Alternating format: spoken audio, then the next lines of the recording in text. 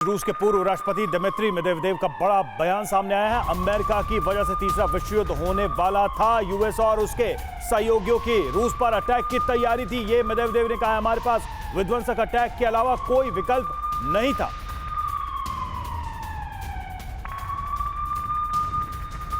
तो third world war को लेकर ये बात कही गई है मेदवेदेव की तरफ से।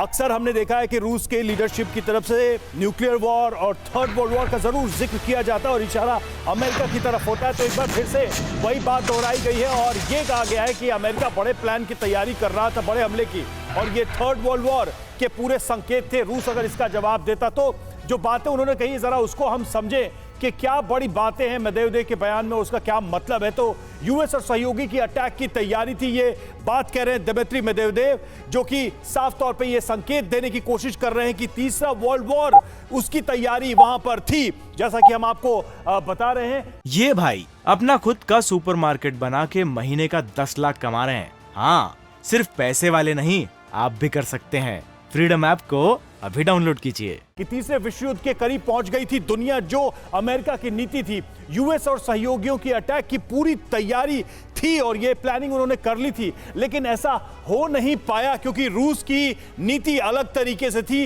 रूस उस ट्रैप में फंसा नहीं। अमेरिका की वजह से दुनिया खतरे में थी। पश्चिमी गठबंधन संकट हल करने के लिए थी और पश्चिमी गठबंधन की वजह से जंग की स्थिति पैदा हो चुकी है, बड़े जंग की, बड़े वर्ल्ड वॉर की। शुक्ला सर, ये क्लेम रूस हमेशा करता है, थर्ड वर्ल्ड वॉर या न्यूक्लियर वॉर, क्या ये भी एक वेपन है, साइकोलॉजिकल वेपन, कि दुनिया को डराओ, लोगों को चेतावनी दो, हर बार इसका जिक्र कर दो, लोग पीछे कदम खींच लेंगे। कम से कम जो यूरोपीय देश है वो तो इससे बचना ही चाह रहे हैं, वो तो डर रहे हैं इससे कि कहीं रूस से सीधे सीधे न्यूक्लियर वॉर या थर्ड वर्ल्ड वॉर की सिचुएशन ना पैदा हो जाए। बिल्कुल, ये एक तरह से देखें तो वर्ल्ड वॉर नहीं, लेकिन प्रॉक्सी वर्ल्ड वॉर तो जरूर हो रही है, जहां पे एक पूरा का पूरा ब्लॉक, जिसे नेटो बोलते हैं, उन्होंने अपनी पूरी शक्ति लगा रखी है और जिसके खिलाफ एक देश अपने सहयोगी देश के साथ टिका खड़ा हुआ है।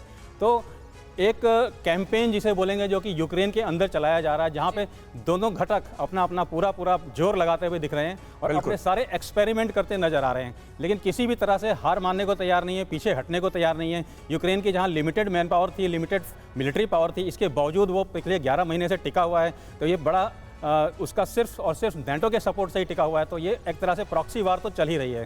बिल्कुल सही बात है, और रूस जैसे मजबूत देश का इस तरह से सामना करना, यह भी अपने आप में एक बड़ी बात है। ये भाई अपना खुद का सुपरमार्केट बना के महीने का 10 लाख कमा रहे हैं। हाँ, सिर्फ पैसे वाले नहीं, आप भी कर सकते हैं।